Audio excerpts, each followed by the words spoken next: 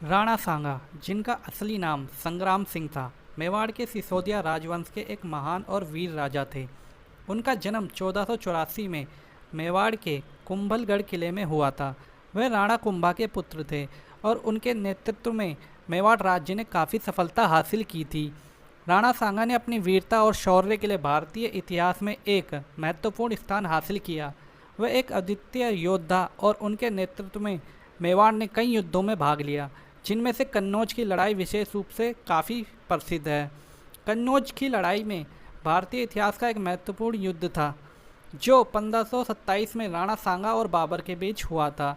बाबर, जो दिल्ली के सुल्तान इब्राहिम लोदी को हराकर भारत में मुगल साम्राज्य की नींव रख चुका था, उसने मेवाड़ राज्य को अपनी सत्ता के तहत लाने का प्रयास किया। बाबर ने राणा सांगा के खिलाफ अपनी विशाल सेना को तैयार किया और दोनों सेनाओं के बीच यह युद्ध हुआ। राणा सांगा ने बाबर के खिलाफ एक विशाल और मजबूत गठबंधन तैयार किया था। उनके साथ युद्ध में उनके साम्राज्य के अन्य शासक भी शामिल थे, जिनमें ग्वालियर के राजा महल, आगरा के राजा और अन्य स्थानीय राजवाड़े शामिल थे। राणा सांगा का लक्ष्य था कि वह बाबर की सेना को हराकर मेवाड़ और अन्य राज्यों की स्वतंत्रता बनाए रखे। कन्नौज की लड़ाई में राणा सांगा की सेना बहुत ही संगठित और मजबूत थी। राणा सांगा ने युद्ध में अपनी रणनीतियों और कुशल नेतृत्व का इस्तेमाल किया। वह अपनी सेना को बाबर की सेना के मुकाबले बहुत ही अच्छी तरीके से तैनात कर रहे थे, लेकिन बाबर के पास एक बड़ी और अधिक प्रशिक्षित सेना थी। बाबर ने युद्ध में अपनी निपुणता और रणनीति का इस्तेमाल किया। वह युद्ध में अपनी सैनिकों की गति और सैनिकों के मनोबल को बढ़ाकर राणा सांगा की सेना के खिलाफ सफल हुआ। युद्ध में बाबर की सेना को राणा सांगा की सेना का कड़ा विरोध मिला, लेकिन बाबर ने अपनी त्वरित और कुशल रणनीतियों का इस्तेमाल करते हुए युद्ध में जीत प्राप्त की। बाबर की सेना के पास तोप और घुड़सवार सेना की बड़ी ताकत थी, जो राणा सांगा की सेना से कहीं ज़्यादा थी। इसके अलावा बाबर की सेना में उसके साथी अफगान राक्षसों ने भी उसकी मदद की थी, जो राणा सांगा के गठबंधन में शामिल अन्य शासकों से अलग थे।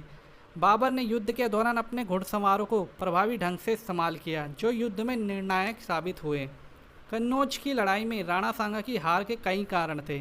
हालांकि राणा सांगा ने युद्ध में अपनी पूरी ताकत लगाई, लेकिन उनकी सेना में सामूहिक सहयोग की कमी थी। उनकी सेना के कुछ सहयोगी युद्ध के दौरान घबरा गए और उनके गठबंधनों में दरार आ गई। इसके अलावा बाबर की सेना में रणनीतिक तौर पर प्रशिक्षित और सुसज्जित सैनिक थे, जिन्होंने राणा सांगा की सेना के मुकाबले बढ़त हासिल की।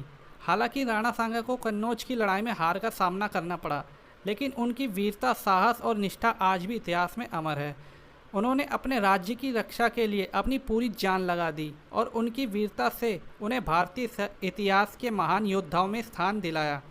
कन्नौज की लड़ाई में हार के बावजूद राणा सांगा ने कभी भी हार मानने की बजाय अपनी नीतियों और संघर्ष को जारी रखा।